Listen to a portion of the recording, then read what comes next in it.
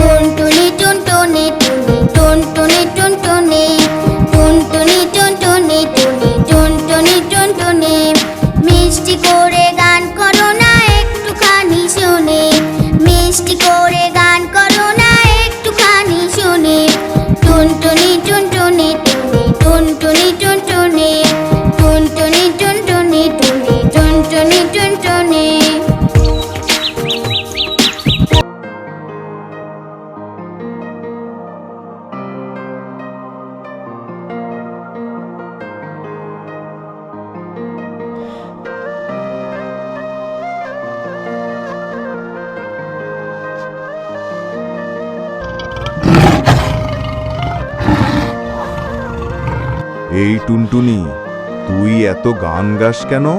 আমার ঘুম নষ্ট হয়। আজ তোকে আমি খেয়েই ফেলবো। খেয়ে ফেলবেন? আগে ধরতে পারবেন তো? আমি তো উঠতে পারি।